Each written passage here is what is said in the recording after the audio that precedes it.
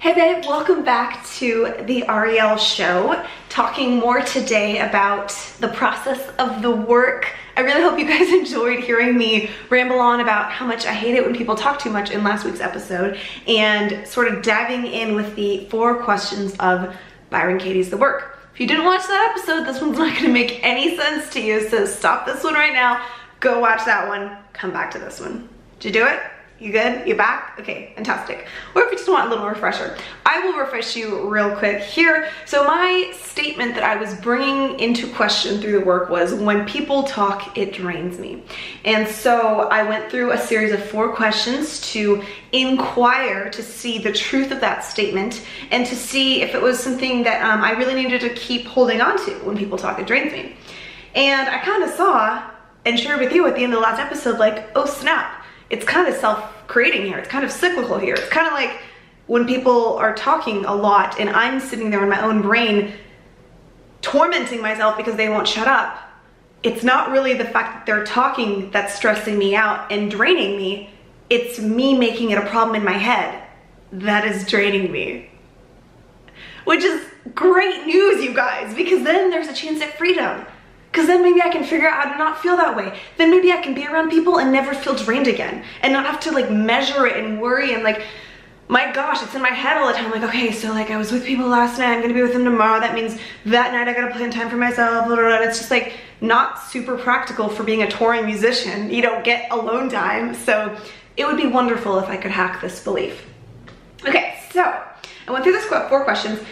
There's 2 other little additional questions that I'll share with you right here that you can kind of like tag onto that. And that is, can you think of a stress-free reason to keep the thought and the thought that's causing your problem? So can you think of a stress-free reason to keep the thought, when people talk, it drains me? Can I think of a stress-free reason to keep the thought? The only reason I can personally think to keep that thought is because I have created a pretty consistent identity of being an introvert. So my identity, Ariel the introvert, means that I get to feel drained when people talk because I'm a freaking introvert, and that's part of my identity. And that's actually kind of a crappy reason to keep this thought. So as long as I stop sucking my personal identity from a story of me being an introvert because it's causing me pain, you know what I'm saying? Like, I'm trying to find freedom from that because this identity is robbing me of joy in my everyday life. Second question, can you think of a reason to drop the thought? Well, yeah, duh. That'd be freaking awesome. I can think of a reason to drop the thought when people talk, it drains me, because then I wouldn't have to get drained, and then I could just be like a normal functioning person and not like go in my little mind cave 30 minutes in where I like can't even talk to people and I'm just like freaked out at the table or whatever because everyone won't stop talking. So yes, that would be freaking wonderful. Okay, so we're gonna go to the turnarounds now. The turnarounds are ways that you take the statements that you wrote down in the Judge Your Neighbor worksheet, which is a hilarious name. I feel like I need to help rebrand some of this stuff for her, but that's okay. The statements that you wrote down in those questions, well, I wrote them down earlier, I shared them with you. You take those and you turn them around. So there are 3 turnaround options that you can do. Sometimes they all work, sometimes just 1 or 2 works. You turn that statement around and then you see if turned around that statement can be just as true as your original statement or perhaps even more true for you. So the first way you turn it around is to yourself. The second way is to the other if there's another person involved. And then the third way is to the opposite. This is all about creating alternate realities for ourselves. The reason this is so wonderful is when there's a sticky belief that has been ruining our life and ruling our life, we need to create alternate realities for our brain. We need to show our brain, hey, I know you got really attached to this one identity and this one reality, but you just picked one random one and there's 5 more we can choose from. Let's pick one that doesn't hurt us, shall we? Okay, so we're gonna do the main statement first. When I talk a lot, when people talk a lot, it drains me. Okay, so when I turn that around to myself, this is what it is. Are you ready? When other people talk a lot, I drain myself. So good. Such a mind F for me. I love this so much. Yes, when people talk a lot, there I am draining myself. It's like I remove like the freaking like cork and I just like watch all my blood drain out. I'm just like, here I am, just draining. just feeling hollow and empty, blaming them when I'm the one draining myself. Okay, the other turnaround is to the other. So when other people talk a lot, they drain themselves. And I guess that could be true. It doesn't really apply to me as much, but I guess it kind of makes sense. They're over there talking. They're maybe draining their own energy, and it really doesn't have anything to do with me. The last one is the opposite. When other people talk a lot, it energizes me. And at first I was like, no, that's stupid. Of course it doesn't. But then you think about it deeper and you're like, oh, because I'm already starting to see how I'm the cause of this belief and reality and problem. So if I can sit there and have other people talking and not feel drained, it could technically energize me because all of a sudden I'm so excited that I'm not drained. So I could be in a situation where I would traditionally feel drained and instead be sitting there and be like, this is awesome, I'm not drained, and that could energize me. Do you see what I'm saying? Okay, next statement is, I need them all to stop talking so much, turn off the radio, not share silly anecdotes that don't matter. I wish they would see when I am tired and stop talking. Okay, so turned around to the self, I came up with this.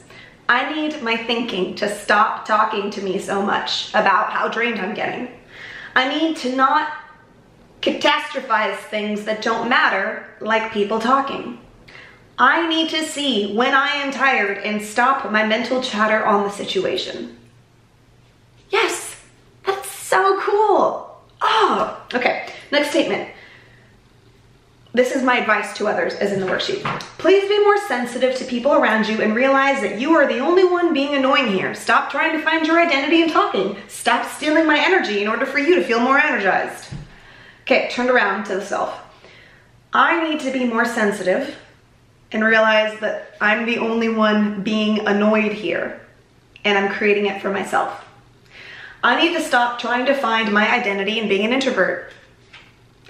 I need to stop draining my own energy in order for my story about being an introvert to get fed/energized. When I realized this stuff, I was mind blown sitting on my couch. I am mind blown again revisiting it. Next statement.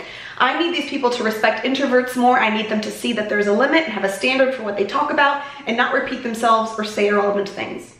Turned around to myself. My brain needs to stop repeating itself and saying unhelpful things to me. True. Next, I think they are really selfish and only thinking about themselves. They are just obviously getting their word count out and making me suffer for it. They are clueless and insensitive and self-centered. I am being really selfish and thinking only about myself. I am making myself suffer for it. I have been clueless and insensitive and self-centered in not seeing how I make my own pain and blaming them for it.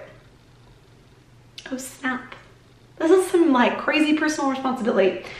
The last statement is, it started with, I don't ever want people to talk around me and feel drained. Turn it around, you change it to I am willing, or I look forward to, and so here it is.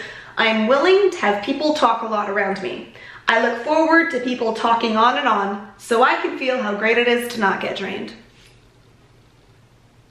Mic drop, guys. This is so amazing because it shows me that everything that is a problem in my world is a projection of myself. The problem we think is in the projection in the world, but we see through stuff like this, I see that the problem is me as the projector. I think there's a spot in the situation, there's a spot on me, the projector. And everything that we think is wrong in the world with other people, the reason we can see it there is because we have it in ourselves. And we project that onto them. If we didn't have a little bit of that in us, we couldn't even find it in them. It would be foreign to us. So here I am, dogging on these people that won't shut the F up and saying that they're being super selfish. And when I turn these statements around to myself, I see what's really going on. And now the ball is in my court, and that means I'm not helpless anymore. And this means I'm not at the whim of whether other people decide they're gonna talk a lot. I'm not the whim of circumstances. I can get my mind right and change and have freedom in the future. So I invite you to try this, please. It might take an hour, it took some time for me to get into it. Try it, you're worth it. You're worth spending this time on yourself. I will say that I heard about the work 3 or 4 years ago, and I went online and I filled out the worksheet and it didn't work for me. Nothing happened. And I was like, this is stupid. And so now is just the right time in my life for me, I guess. And there have been some things I've tried to do the work on where I don't really get it and I don't feel like a huge breakthrough. And she says that that's sometimes how it works. Like it'll kind of subtly make its way into your life, but you might not have this aha light bulb moment where you suddenly see what's going on and you suddenly have freedom. So that might be the case for you, but I kind of think that's amazing. Like you might kind of like do the work on one situation in your life, and then throughout the days, you see that that thought that used to really have a sticky hold on you, it's just not as strong anymore. And when we see how we are the creators of our own suffering, when I see that I'm the one making myself drained, we automatically stop doing as much of that suffocating suffering like behavior. We stop creating suffering when we see that we're the ones creating it. That's a kind of an automatic process, she says. Just by awareness, just by knowing. Okay. This stuff is freaking magic. I could ramble on about it forever, and I am, obviously. Thanks for watching, guys. Leave me comments. Tell me if you think this is crazy. It's not, it's amazing. It's freaking life-changing. It's not crazy, it's freaking awesome, but I will hear your comments and feedback on it anyway. Please subscribe to this channel to get more crazy, awesome, amazing, enlightening, powerful goodness. And I hope you have an amazing week and you try this out. I'll see you next week. Bye.